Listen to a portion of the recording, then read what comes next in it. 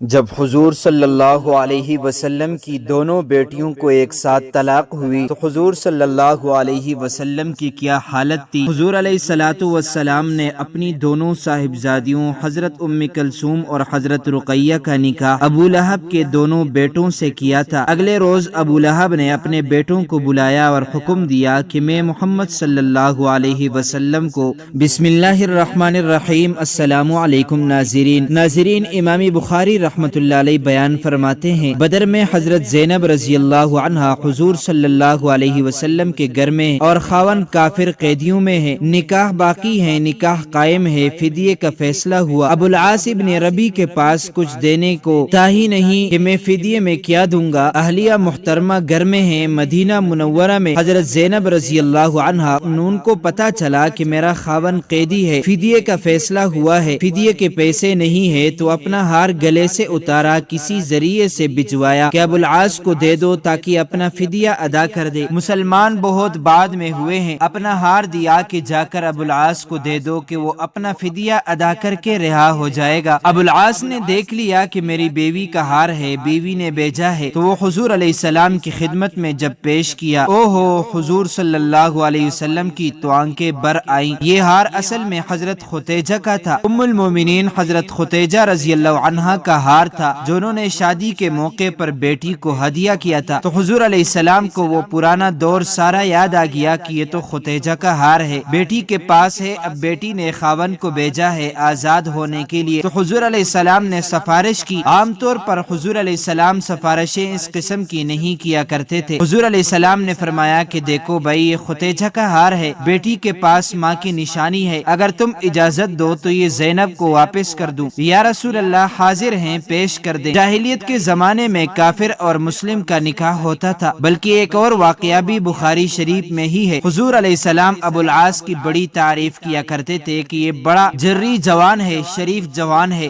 بڑی تعریف کرتے تھے کہ بڑا وفادار نوجوان ہے۔ حالانکہ کافر تھا، اس نے بھی پھر وفاداری نبھائی۔ خیر ایک دفعہ ابو العاص قیدی بن کر آ گئے، کسی معرکے میں قیدی ہو گئے کہ کافر تھے، لڑتے تھے، قیدی بن کر مدینہ منورہ آ گئے۔ نبی کریم کا ضابطہ یہ تھا کہ فیصلہ ہونے تک قیدی کو مسجد کے ستون سے باندھ دیا جاتا تھا، ستون سے باندھ دیا کہ صبح فیصلہ کریں گے۔ بیوی کو پتہ چل گیا کہ میرا خاون پکڑا ہوا آیا ہے اور ستون سے بندھا ہوا ہے، صبح اس کے مقدر کا فیصلہ ہونا ہے۔ فیصلہ قتل بھی ہو سکتا تھا، فیصلہ رہائی بھی ہو سکتی تھی، فیصلہ جرمانے کا بھی ہو سکتا تھا، فیصلہ کچھ بھی ہو سکتا تھا۔ بخاری شریف کی روایت ہے کہ صبح نماز کے بعد زینب رضی اللہ عنہا گھر سے آئیں، دروازے کے اوٹ میں کھڑی ہوئی، یا رسول اللہ اس قیدی کو میں نے پناہ دے دی ہے۔ قیدی کون ہے؟ خاون ہے، اس قیدی کو میں نے پناہ دے دی ہے۔ حضور علیہ السلام نے سنا، دیکھا، مسکرائے اور فرمایا، جس کو تو نے پناہ دے دی ہے ہم نے بھی پناہ دی ہے۔ قانون اور ضابطہ یہ تھا کہ کسی قیدی کو، کسی کافر کو، کسی دشمن کو عام آدمی بھی اگر پناہ دے دے تو ہو جاتی تھی۔ تو ان کو پتہ تھا مسئلے کا کہ اگر میں پناہ دوں گی تو بچ جائے گا، ورنہ پتہ نہیں کیا فیصلہ ہوگا اس کے بارے میں۔ ابو العاص رضی اللہ عنہ بعثت سے پہلے ایک دن رسول اللہ کے پاس آئے اور کہا، میں اپنے لیے آپ کی بڑی بیٹی زینب کا ہاتھ مانگنے آیا ہوں۔ رسول اللہ نے فرمایا، میں ان کی اجازت کے بغیر کچھ نہیں کر سکتا۔ گھر جا کر رسول اللہ نے زینب سے کہا، تیرے خالے کے بیٹے نے تیرا نام لیا ہے، کیا تم اس پر راضی ہو؟ زینب رضی اللہ عنہا کا چہرہ سرخ ہوا اور مسکرائیں۔ رسول اللہ اٹھ کر باہر تشریف لے گئے اور ابو العاص بن ربی کا رشتہ زینب کے لیے قبول کیا۔ یہاں سے محبت کی ایک داستان شروع ہوتی ہے۔ ابو العاص سے زینب کا بیٹا علی اور بیٹی امامہ پیدا ہوئے۔ پھر آزمائش شروع ہو جاتی ہے، کیونکہ نبی پر وحی نازل ہوئی اور آپ علیہ السلام اللہ کے رسول بن گئے۔ ابو العاص کہیں سفر میں تھے، جب واپس آئے تو بیوی اسلام قبول کر چکی تھی۔ جب وہ گھر میں داخل ہوئے تو بیوی نے کہا، میرے پاس تمہارے لیے ایک عظیم خبر ہے۔ یہ سن کر ابو العاص اٹھ کر باہر نکلتا ہے۔ سیدہ زینب خوفزدہ ہو کر ان کے پیچھے پیچھے باہر نکلتی ہیں اور کہتی ہیں، میرے ابو نبی بنائے گئے ہیں اور میں اسلام قبول کر چکی ہوں۔ ابو العاص نے کہا، تم نے مجھے پہلے کیوں نہیں بتایا؟ اب دونوں کے درمیان ایک بڑا مسئلہ پیدا ہوتا ہے۔ جو کہ عقیدے کا مسئلہ تھا۔ سیدہ زینب: میں اپنے ابو کو جھٹلا نہیں سکتی، نہ ہی میرے ابو کبھی جھوٹے تھے، وہ تو صادق اور امین ہے۔ میں اکیلی نہیں ہوں، میری ماں اور بہنیں بھی اسلام قبول کر چکی ہیں۔ میرا چچا زاد بھائی علی بن ابی طالب بھی اسلام قبول کر چکے ہیں۔ تیرا چچا زاد عثمان بن عفان بھی اسلام قبول کر چکے ہیں۔ تیرے دوست ابو بکر بھی اسلام قبول کر چکے ہیں۔ ابو العاص نے کہا مگر میں نہیں چاہتا کہ لوگ یہ کہیں کہ اپنی قوم کو چھوڑ دیا، اپنے آبا اور اجداد کو جھٹلایا۔ میں تیرے ابو کو ملامت نہیں کر رہا ہوں۔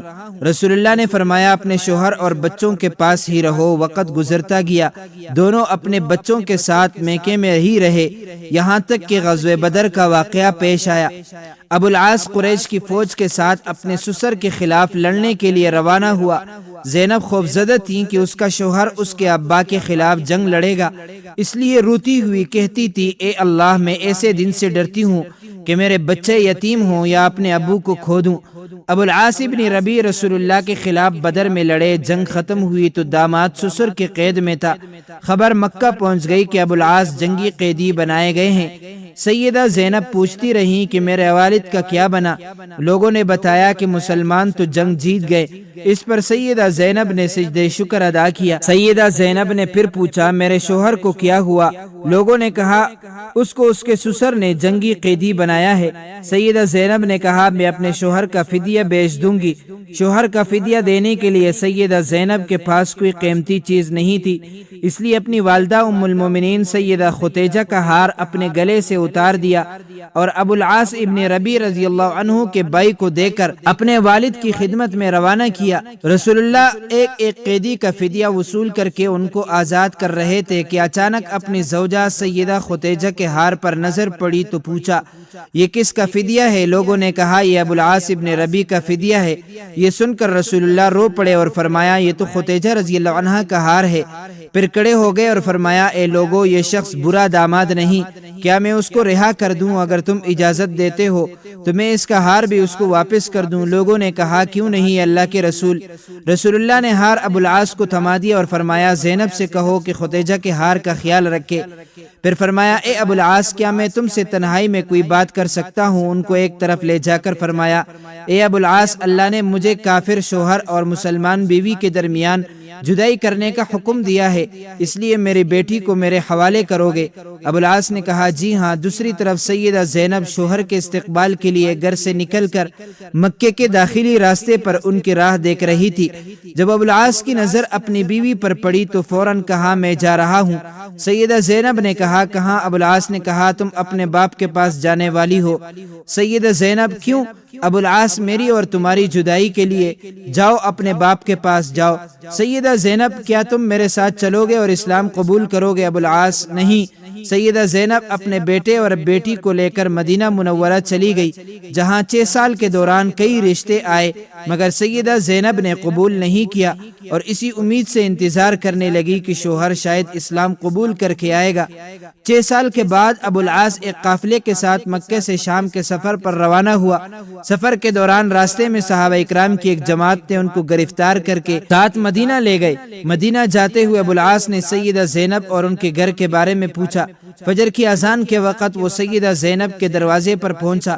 سیدہ زینب نے ان پر نظر پڑتے ہی پوچھا کیا اسلام قبول کر چکے ہو؟ ابو العاص نے کہا نہیں۔ سیدہ زینب ڈرنے کی ضرورت نہیں، خالازاد کو خوش آمدید، علی اور امامہ کے باپ کو خوش آمدید۔ رسول اللہ نے فجر کی نماز پڑھائی تو مسجد کے آخری حصے سے آواز آئی میں ابو العاص بن ربیع کو پناہ دیتی ہوں۔ نبی نے فرمایا کیا تم لوگوں نے سن لیا جو میں نے سنا ہے؟ سب نے کہا جی ہاں اے اللہ کے رسول۔ سیدہ زینب نے کہا اے اللہ کے رسول، ابو العاص میرا خالازاد ہے اور میرے بچوں کا باپ ہے، میں ان کو پناہ دیتی ہوں۔ نبی نے قبول کر لی اور فرمایا اے لوگو، یہ برا داماد نہیں، اس شخص نے مجھ سے جو بھی بات کی سچ بولا اور جو وعدہ کیا وہ نبھایا۔ اگر تم چاہتے ہو کہ اس کو اس کا مال واپس کر کے اس کو چھوڑ دیا جائے یا اپنے شہر چلا جائے یہ مجھے پسند ہے، اگر نہیں چاہتے ہو ہو تو یہ تمہارا حق ہے اور تمہاری مرضی ہے، میں تمہیں ملامت نہیں کروں گا۔ لوگوں نے کہا ہم اس کا مال اس کو واپس کر کے اس کو جانے دینا چاہتے ہیں۔ رسول اللہ نے فرمایا اے زینب، تم نے جس کو پناہ دی ہم بھی اس کو پناہ دیتے ہیں۔ اس پر ابو العاص سیدہ زینب کے ساتھ ان کے گھر چلے گئے اور رسول اللہ نے سیدہ زینب سے فرمایا اے زینب، ان کا اکرام کرو، یہ تیرا خالہ زاد ہے اور بچوں کا باپ ہے، مگر یہ تمہارے قریب نہ آئے کیونکہ یہ تمہارے لیے حلال نہیں ہے۔ سیدہ زینب نے کہا جی ہاں اے اللہ کے رسول۔ سیدہ زینب نے گھر جا کر ابو العاص بن ربیع سے کہا اے ابو العاص، جدائی نے تجھے تکا دیا ہے، کیا اسلام قبول کر کے ہمارے ساتھ رہو گے؟ ابو العاص نے کہا نہیں، اور اپنا مال لے کر مکہ روانہ ہو گئے۔ مکہ پہنچے تو کہا اے لوگو، یہ لو اپنے اپنے مال، کیا کسی کا کوئی مال میرے ذمے ہے؟ لوگوں نے کہا اللہ تمہیں بدلہ دے، تم نے بہترین وعدہ نبھایا۔ ابو العاص نے کہا میں گواہی دیتا ہوں کہ اللہ کے سوا کوئی معبود نہیں اور محمد اللہ کے رسول ہیں۔ اس کے بعد مدینہ منورہ روانہ ہوئے۔ جب مدینہ پہنچے تو فجر کا وقت تھا۔ سیدھا نبی کے پاس گئے اور کہا کل آپ نے مجھے پناہ دی تھی اور آج میں یہ کہنے آیا ہوں کہ میں گواہی دیتا ہوں کہ اللہ کے سوا کوئی معبود نہیں اور آپ اللہ کے رسول ہیں۔ سیدنا ابو العاص نے کہا اے اللہ کے رسول، کیا زینب کے ساتھ رجوع کی اجازت دیتے ہو؟ نبی نے سیدنا ابو العاص کا ہاتھ پکڑ کر فرمایا آؤ میرے ساتھ، اور سیدہ زینب کے دروازے پر لے جا کر دروازہ کھٹکھٹایا اور سیدہ زینب سے فرمایا یہ تمہارا خالہ زاد واپس آیا ہے، تم سے رجوع کی اجازت مانگ رہا ہے، کیا تمہیں قبول ہے؟ سیدہ زینب کا چہرہ سرخ ہوا اور مسکرائیں۔ عجیب بات یہ ہے کہ اس واقعے کے صرف 1 سال بعد سیدہ زینب کا انتقال ہو گیا، جس پر سیدنا ابو العاص زارو قطار رونے لگے، حتیٰ کہ لوگوں کے سامنے رسول اللہ ان کے سر پر ہاتھ پھیر کر تسلی دیتے تھے۔ جواب میں سیدنا ابو العاص کہتے اللہ کے رسول، اللہ کی قسم زینب کے بغیر میں دنیا میں زندہ نہیں رہ سکتا، اور 1 سال کے بعد ہی سیدنا ابو العاص بن ربیع بھی انتقال کر گئے۔ واضح رہے کہ نبی کریم نے اپنی دونوں صاحبزادیاں یکے بعد دیگرے حضرت عثمان کے نکاح میں دی تھی، لیکن اس وقت دونوں صاحبزادیوں کی عمریں کتنی تھیں اس بارے میں تاریخ کی کتابوں میں باوجود تلاش کے کوئی حتمی رائے قول یا عبارت تو نہیں مل سکی۔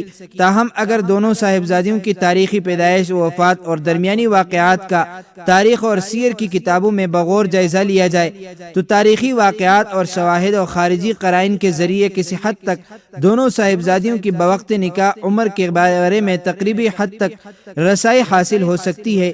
حضرت رقیہ کی پیدائش اعلان نبوت سے 7 سال پہلے ہوئی، جب آپ علیہ السلام کی عمر مبارک 33 سال تھی۔ ان کی شادی ابو لہب کے بیٹے عتبہ سے ہوئی، لیکن اس نے ابو لہب کے کہنے پر رقیہ کو طلاق دی۔ اس کے بعد ان کی شادی حضرت عثمان سے ہوئی۔ نبوت کے 5ویں سال دونوں میاں بیوی نے حبشہ کی طرف ہجرت کی، جہاں ان کے ہاں بیٹے کی ولادت ہوئی، لہٰذا 7 سال قبل از اعلان نبوت اور 3 یا 4 سال بعد از اعلان نبوت، جس سے یہی معلوم ہوتا ہے کہ آپ کی عمر تقریباً 10 یا 11 سال تھی۔ حضرت ام کلثوم کی پیدائش اعلان نبوت سے کچھ عرصے پہلے حضرت رقیہ کے بعد ہوئی، اس لیے اگر آپ کی پیدائش کو حضرت رقیہ کی پیدائش کے 1 سال بعد مانا جائے تو نبوت سے پہلے آپ کی عمر 6 سال بنتی ہے، اور حضرت رقیہ کا انتقال 2 ہجری کو ہوا۔ اہل تاریخ اور سیر کا اتفاق ہے کہ حضرت ام کلثوم کا نکاح حضرت عثمان سے ربیع الاول 3 ہجری میں ہوا، جبکہ آپ کی عمر مبارک اعلان نبوت کے وقت تقریباً 6 سال تھی۔ اس کے بعد 13 سال مکے میں اور 3 سال بعد از ہجرت، تو یہ کل ملا کے 22 سال بنتے ہیں، جس سے یہی معلوم ہوتا ہے کہ آپ کا نکاح جب حضرت عثمان سے ہوا تو اس وقت آپ کی عمر 22 سال تھی۔ آخر حضور علیہ السلام کی دونوں بیٹیوں کو ایک ساتھ طلاق کیوں دے دی گئی؟ ناظرین، ایک باپ سارے غم برداشت کر سکتا ہے، لیکن جب اس کی جوان بیٹیوں پر کوئی مصیبت آئے اس بوڑھے باپ کو توڑ کر رکھ دیتی ہیں۔ حضور علیہ السلام نے جب طائف کی وادی میں کافروں کے پتھر کھائے تب بھی آپ نے کسی کو بد دعا نہ دی۔ جنگ احد میں آپ کو کافروں نے اوپر سے نیچے گرایا تب بھی آپ نے کسی کو بد دعا نہ دی، لیکن جس وقت حضور علیہ السلام کی دونوں بیٹیوں کو اچانک طلاق دی گئی تو آپ علیہ السلام بیٹیوں پر آنے والے اس غم کو برداشت نہ کر سکے اور طلاق دینے والے ظالم انسان سے کہا کہ جا، میں تجھے بد دعا دیتا ہوں کہ اللہ تجھ پر اپنا کوئی کتا مسلط کر دے۔ ناظرین، یہ واقعہ حضور علیہ السلام کی 2 بیٹیاں حضرت رقیہ اور حضرت ام کلثوم کا ہے، جن کی شادی حضور علیہ السلام نے نبوت کے اعلان سے پہلے اپنے چچا ابو لہب کے 2 لڑکے عتبہ اور عتیبہ سے کر دی تھی، لیکن جب حضور علیہ السلام نے اپنی نبوت کا اعلان فرمایا تو آپ کے گھر والے ہی آپ کے دشمن بن گئے، اور اسی دشمنی میں حضور علیہ السلام کی دونوں بیٹیوں کو طلاق دے دی گئی۔ اس کا مکمل واقعہ کچھ اس طرح ہوا کہ جب آپ علیہ السلام کی دعوت تبلیغ سے اسلام تیزی سے پھیلنے لگا تو مکے کے کافروں کی نیندیں اڑ گئیں اور انہیں کسی پل بھی سکون نہ ملتا۔ وہ ایسے موقع کی تلاش میں رہتے کہ جب وہ حضور علیہ السلام اور غریب مسلمانوں کو تکلیف دے کر انہیں اسلام چھوڑنے پر مجبور کر سکے۔ یہاں تک کہ ان ظالموں نے حضور علیہ السلام کے قتل کا منصوبہ بنا رکھا تھا، لیکن اللہ تعالیٰ نے حضور علیہ السلام کی مدد فرمائی اور ان ظالموں کی سازشوں کو ناکام کر دیا۔ مکہ کے کافروں نے بیچارے کمزور مسلمانوں کو اپنا نشانہ بنایا اور ان کو تڑپا تڑپا کر دل کی بڑکاس نکالنے لگے۔ اس کام میں مکے والے تنہا نہ تھے بلکہ بہت سے دوسرے قبیلے والے بھی ان کا ساتھ دیا کرتے تھے۔ دن بدن ان کے ظلم و ستم بڑھتے ہی جا رہے تھے۔ ان میں کچھ ایسے بے رحم تھے کہ جن کے سینوں میں دل ہی نہیں تھا بلکہ پتھر کے ٹکڑے تھے۔ ان لوگوں نے بے بس مسلمانوں کو قید کر کے بہت مارا پیٹا، انہیں بھوکا پیاسا رکھا، مکہ کی تپتی ریت پر لٹا کر لوہے کے گرم سلاخوں سے داغا۔ انہی بے بس مسلمانوں میں حضرت عمار بن یاسر بھی تھے کہ جن کو مکے کے ظالم لوہے کی زرہیں پہنا کر دھوپ میں لٹا دیتے اور اس تپتی زمین پر انہیں اتنا زیادہ مارتے کہ وہ بے ہوش ہو جاتے۔ انہیں کمزور مسلمانوں میں حضرت خباب بن ارد بھی تھے کہ جن کے سر کو لوہے کی گرم سلاخوں سے داغا جاتا۔ ایک دن تو ظالموں نے حد کر دی کہ کوئلہ دہکا کر اس پر حضرت خباب کو چت لٹا دیا اور یہاں تک کہ وہ کوئلہ ان کے خون سے ٹھنڈا پڑا۔ انہی مظلوم مسلمانوں میں حضرت بلال حبشی بھی تھے کہ جو امیہ بن خلف کے غلام تھے۔ جب حضرت بلال نے اسلام قبول کیا تو ان کے مالک نے ان کا کھانا پینا بند کر دیا، اور پھر جب حضرت بلال بھوک پیاس سے بے حال ہو جاتے تو ٹھیک دوپہر کے وقت وہ ظالم حضرت بلال پر گرم تپتی چٹان رکھ کر انہیں دھوپ میں لٹا دیتا تاکہ وہ اسلام کو چھوڑ دیں۔ لیکن حضرت بلال ان سبھی تکلیفوں کو برداشت کرتے اور اپنی زبان سے صرف ایک ہی لفظ کہتے کہ میرا اللہ صرف ایک ہے، اس کے علاوہ کوئی دنیا کا مالک نہیں۔ حضور علیہ السلام جب بھی حضرت بلال کے پاس سے گزرتے تو ان کی ایسی تکلیفیں دیکھ کر آپ کی آنکھوں میں آنسو بھر آتے اور پھر حضرت بلال سے فرماتے، اے بلال صبر کرنا، اللہ تمہیں اس کا بہترین بدلہ عطا فرمائے گا۔ بات یہاں تک نہ تھمی بلکہ ایک دن آپ علیہ السلام کی دو بہت چہیتی بیٹیاں حضرت رقیہ حضرت ام کلثوم کو بھی اچانک طلاق دے دی گئی تاکہ آپ علیہ السلام پوری طرح ٹوٹ جائیں اور اسلام کی دعوت دینا چھوڑ دے، کیونکہ جب حضور نے کھلے طور پر اپنے نبی ہونے کا اعلان فرمایا تو ابو لہب نے حضور علیہ السلام کو گالیاں دینا شروع کر دی اور کہنے لگا کہ محمد تیرا برا ہو، تو اس پر اللہ نے قرآن کی آیتیں نازل کرتے ہوئے فرمایا کہ برا تو ابو لہب کا ہوگا۔ رقیہ اور ام کلثوم آپ علیہ السلام کے بیچ کی دو بیٹیاں تھیں۔ یہ ابو لہب کے دو بیٹوں عتبہ اور عتیبہ کے ساتھ نکاح کے رشتے میں تھیں۔ وہ دونوں لڑکے اپنے باپ ابو لہب کی طرح بے رحم انسان تھے، اسلام کے کٹر دشمن تھے۔ حضور علیہ السلام کی ان دونوں بیٹیوں کا نکاح تو ابو لہب کے لڑکوں سے ہو گیا تھا لیکن ابھی تک رخصتی نہیں ہوئی تھی، چنانچہ ایک زمانے تک ابو لہب کے ان دونوں لڑکوں نے حضور علیہ السلام کی لڑکیوں کے ناک میں دم کیے رکھا اور کڑوی کڑوی باتوں سے ان کے دل چیرتے رہے، لیکن بدنصیب ابو لہب کو اس سے بھی سکون نہ ملا اور آخر ایک دن اپنے لڑکوں سے کہنے لگا کہ اگر تم محمد کی لڑکیوں کو طلاق نہیں دو گے تو تم پر میرا گھر حرام ہے۔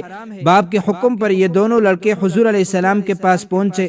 اس وقت آپ علیہ السلام کعبہ شریف کے پاس بیٹھے ہوئے تھے کہ اچانک پیچھے سے جا کر ان دونوں لڑکوں نے حضور علیہ السلام کو دھکا دیا اور پھر ایک نے آپ علیہ السلام کا گریبان پکڑ کر اتنی زور سے گھسیٹا کہ آپ علیہ السلام کا گریبان مبارک بھی پھٹ گیا، اور پھر عتبہ چیختے ہوئے کہنے لگا، اے محمد جا، آج سے ہم دونوں نے تیری دونوں لڑکیوں کو طلاق دے دی ہے۔ جس وقت ان ظالموں نے حضور علیہ السلام کی بیٹیوں کو طلاق دی تو آپ علیہ السلام کا دل ٹوٹ کر رہ گیا۔ جب طائف کی وادی میں آپ علیہ السلام پر ظالموں نے پتھر برسائے تھے تب بھی آپ نے کسی کو بد دعا نہ دی۔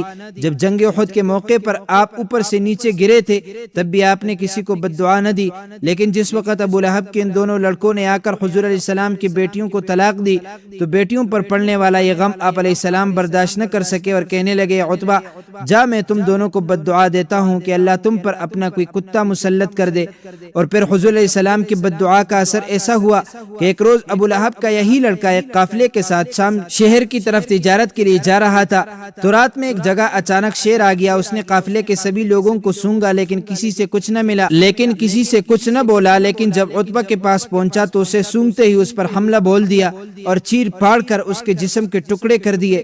جب ابو لہب کے دونوں بیٹوں نے حضور علیہ السلام کی بیٹیوں کو طلاق دی تو آپ علیہ السلام نے اپنی بڑی بیٹی کی شادی حضرت عثمان سے کر دی، لیکن کچھ دنوں بعد جب حضور علیہ السلام کی اس بڑی بیٹی کی وفات ہوئی تو آپ علیہ السلام نے اپنی دوسری بیٹی کی بھی شادی حضرت عثمان ہی سے کر دی۔ اس لیے حضرت عثمان کو ذو النورین کہا جاتا ہے، مطلب انہیں حضور علیہ السلام کے گھرانے کے دو نور حاصل حاصل ہوئے۔ واقعہ کچھ اس طرح ہے کہ ایک مرتبہ ابو لہب کے بیٹے عتبہ نے نبی کریم کی شان اقدس میں انتہا درجے کی گستاخی کرتے ہوئے غلیظ زبان استعمال کی، حتیٰ کہ بدبخت آقائے دو جہاں نبی پاک پر جھپٹ پڑا اور آپ علیہ السلام کے کرتے مبارک کو پھاڑ ڈالا۔ عتبہ بن ابو لہب کی اس حرکت نبی کریم کے قلب اطہر کو شدید صدمہ پہنچا اور آپ کی مبارک زبان سے الفاظ ادا ہوئے، اے اللہ اپنے کتوں میں سے کسی کتے کو اس پر مسلط کر دے۔ اللہ کے محبوب نبی کی صلی اللہ علیہ وسلم کی زبان مبارک سے ادا ہونے والا ہر لفظ پتھر پر لکیر کی مانند ہوتا ہے، یعنی کہ اللہ رب العزت اپنے محبوب نبی کی بات کو ہر صورت پورا فرماتا ہے۔ اس بات سے مشرکین بھی اچھی طرح واقف تھے کہ آپ نے جو فرمایا وہ پورا ہو کر رہے گا، لیکن ان کے عقلوں پر پردہ پڑا ہوا تھا۔ اگلے دن ابو لہب اور اس کا بیٹا عتبہ دونوں بدبخت تجارت کی غرض سے ایک قافلے کے ساتھ شام کی طرف نکلے۔ سفر کرتے کرتے رات ہو گئی۔ قافلے والے زرقا کے مقام پر ایک راہب کے پاس رات گزارنے کے لیے ٹھہرے۔ راہب نے قافلے والوں کو پہلے ہی آگاہ کر دیا تھا کہ یہاں آس پاس جنگلی درندے بہت ہیں، اس لیے ہوشیار رہنا۔ یہ سن کر ابو لہب کو نبی کریم کی وہ بات یاد آ گئی اور اس نے قافلے والوں سے کہا کہ اے لوگو، محمد صلی اللہ علیہ وسلم نے میرے بیٹے عتبے کی ہلاکت کی دعا کی ہے، اس لیے کسی درندے کے حملے کا مجھے یقین ہے۔ تم لوگ سارا سامان تجارت ایک جگہ اکٹھا کر کے اس کے اوپر عتبہ کا بستر لگا دو اور سب لوگ اس کے ارد گرد سو جاؤ تاکہ میرا بیٹا درندے کے حملے سے محفوظ رہے۔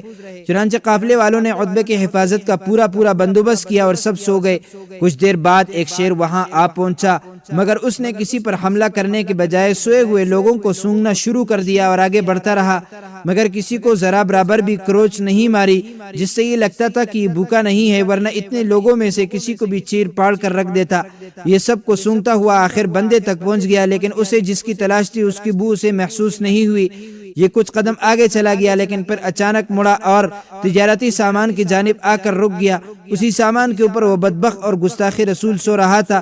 یہ جگہ کافی اونچی تھی اور اس لیے اسے اونچا کیا گیا تھا تاکہ کوئی درندہ عتبے پر حملہ نہ کر سکے، پر شیر نے تجارتی سامان پر چھلانگ لگا دی۔ ابو لہب کے بیٹے عتبے کے بستر پر جا پہنچا۔ یہ شیر جو کچھ لمحے پہلے بالکل عام جانور کی طرح لگ رہا تھا، ابو لہب کے بیٹے عتبے کو دیکھتے ہی خونخوار لہجے میں دھاڑنے لگا۔ پوری طاقت سے عتبے کے سر کو اپنے خونخوار نوکیلے دانتوں سے دبوچ لیا۔ سب قافلے والے بھی جاگ گئے تھے، مگر اس شیر کی داڑیں اتنی غضبناک تھی کہ کوئی اس کے سامنے تک نہ آیا۔ ابو لہب اپنے بیٹے کو بچانے کی دہائی دیتا رہا۔ اس شیر نے حیران کن طور پر عتبے کا نہ خون پیا اور نہ ہی گوشت نوچ کر کھایا۔